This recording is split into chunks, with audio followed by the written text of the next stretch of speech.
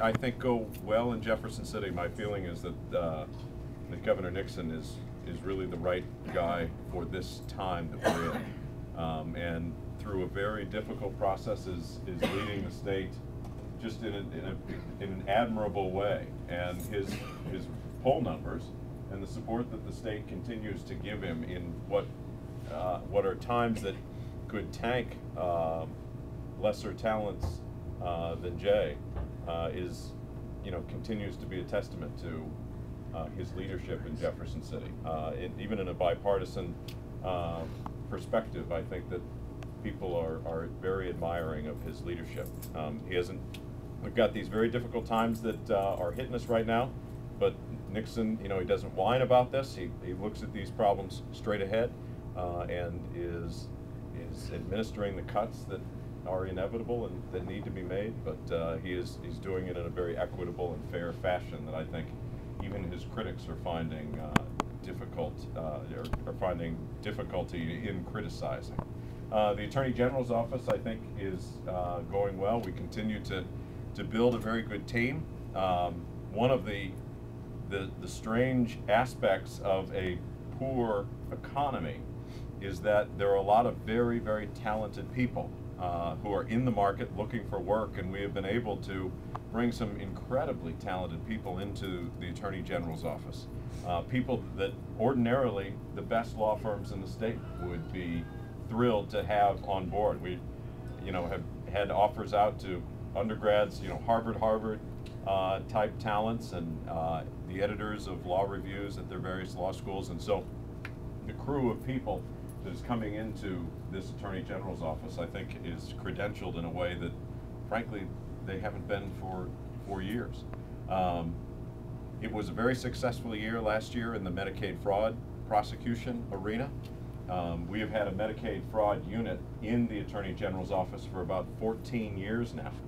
And over the course of that 14 years, the most that the Medicaid fraud unit has ever brought back to the state was about $34 million. Last year they brought in $81 million, 2.5 times what the previous record had been. And all of that is real money. That is all money.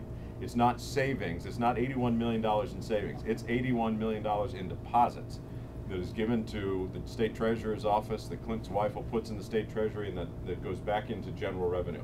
And ultimately, most of it goes back into health care for the needy in our state. So we're very pleased at the way the office is going. I very much appreciate the job. It's something that I've wanted to do for a long, long time. And I have a great team of people that I get to work with every day, and that's what makes it enjoyable, but more importantly, that's what makes it successful. So I appreciate all you do for this party and for this state. And if anybody has any questions, I'd be happy to answer them. Well, I just kind of wanted to get your take on Lieutenant Governor Koester kind of trying to take your role of suing on behalf of the state of Missouri and about healthcare reform. Well, any statewide official can certainly seek to enter a lawsuit on their own behalf, but state law is pretty clear that it is the Attorney General's office historically that binds the state on legal matters.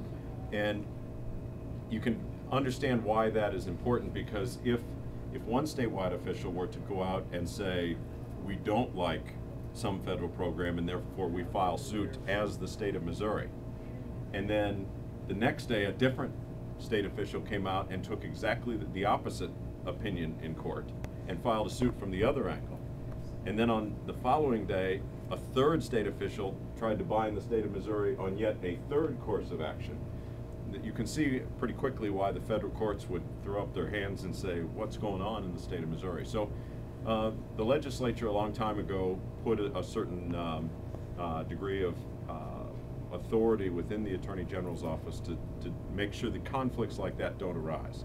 And certainly we'll protect that aspect of the statute. Anybody else? Great. Thank you very much. It's good to be with you today. Yeah, thank you so much for taking